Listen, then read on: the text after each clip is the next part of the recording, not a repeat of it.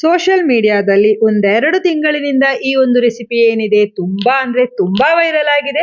ಸಾಕಷ್ಟು ಕ್ರಿಯೇಟರ್ಸ್ ಈ ರೆಸಿಪಿಯನ್ನು ಪೋಸ್ಟ್ ಸಹ ಮಾಡಿದ್ದಾರೆ. ಅದೇ ಊರಲ್ಲಿ ಹುಟ್ಟಿ ಬೆಳೆದ ನಾನು ಇಷ್ಟೊಂದು ವೈರಲ್ ಆದ ರೆಸಿಪಿಯನ್ನು ಪೋಸ್ಟ್ ಮಾಡಿಲ್ಲ ಅಂದ್ರೆ ಹೆಂಗೆ ಅಲ್ವಾ? ಹಾಗಾಗಿ ಇವತ್ತಿನ ಈ ವಿಡಿಯೋ. ನಮಸ್ತೆ, ವೆಲ್ಕಮ್ ಬ್ಯಾಕ್ ಟು ಕೊಳಲೀಸ್ ಕಿಚನ್. ನಾನಿವತ್ತು ಮೋಸ್ಟ್ ವೈರಲ್ ಆದ ಕಾಸರಗೋಡು ಚಕ್ಲಿ ರೆಸಿಪಿಯನ್ನು ಮಾಡಿ ತೋರಿಸ್ತಾ ಇದ್ದೇನೆ.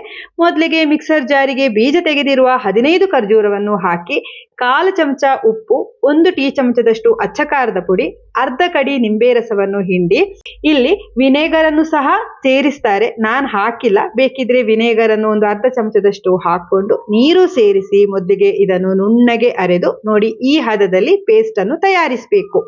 ನಾನಿಲ್ಲಿ ಮಿನಿ ಚಕ್ಲಿಯನ್ನ ತಗೊಂಡಿರೋದು. ಯಾವುದೇ ವೆರೈಟಿ ಚಕ್ಲಿಯನ್ನು ಇಲ್ಲಿ ಬಳಸಬಹುದು.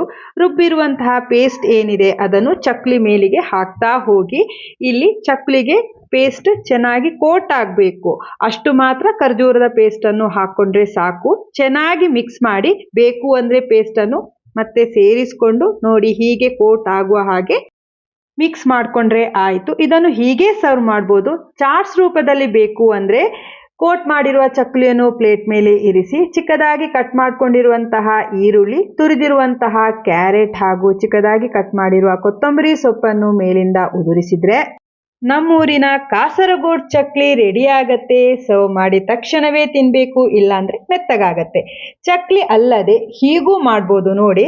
ಒಂದು ಬಾಕ್ಸ್ ತಗೊಳ್ಳಿ, ಅದಕ್ಕೆ ಮರಗೆಣಸಿನ ಚಿಪ್ಸ್ ಈ ರೀತಿ ಉದ್ದಕ್ಕಿರತ್ತಲ್ವಾ, ಅದನ್ನು ಬಾಕ್ಸಿಗೆ ಹಾಕೊಂಡು ಎಷ್ಟು ಬೇಕು ಅಷ್ಟು ಖರ್ಜೂರದ ಪೇಸ್ಟ್ ಅನ್ನು ಹಾಕಿ ಲಿಡ್ ಕ್ಲೋಸ್ ಮಾಡಿ ಚೆನ್ನಾಗಿ ಈ ರೀತಿಯಲ್ಲಿ ಮಿಕ್ಸ್ ಕೊಡಿ. ನಂತರ ಸರ್ವಿಂಗ್ ಪ್ಲೇಟಿಗೆ ಹಾಕಿ ಕೊನೆಯಲ್ಲಿ ಮೇಲಿಂದ ಕತ್ತರಿಸಿರುವಂತಹ ಈರುಳ್ಳಿ, ತುರಿದಿರುವಂತಹ ಕ್ಯಾರೆಟ್, ಕೊತ್ತಂಬರಿ ಸೊಪ್ಪು ಉದುರಿಸಿದ್ರೆ ಇನ್ನೊಂದು ವೆರೈಟಿ ಚಾಟ್ಸ್ ಕೂಡ ರೆಡಿ ಆಗತ್ತೆ. ವೈರಲ್ ಆಗಿರುವಂತಹ ಈ ಕಾಸರಗೋಡು ಚಕ್ಲಿ ನೀವು ಇನ್ನೂ ಟ್ರೈ ಮಾಡಿಲ್ಲ ಅಂದ್ರೆ ಟ್ರೈ ಮಾಡಿ, ಖಂಡಿತವಾಗಿಯೂ ಇಷ್ಟ ಆಗತ್ತೆ. ಇವತ್ತಿನ ಈ ವಿಡಿಯೋ ನಿಮ್ಗೆ ಇಷ್ಟ ಆಗಿದ್ರೆ ದಯವಿಟ್ಟು ವಿಡಿಯೋಕ್ಕೊಂದು ಲೈಕ್ ಮಾಡಿ, ನಿಮ್ಮವರೊಂದಿಗೆ ಶೇರ್ ಮಾಡಿ. ಮುಂದಿನ ವಿಡಿಯೋದಲ್ಲಿ ಸಿಗ್ತೇನೆ. ಧನ್ಯವಾದಗಳು.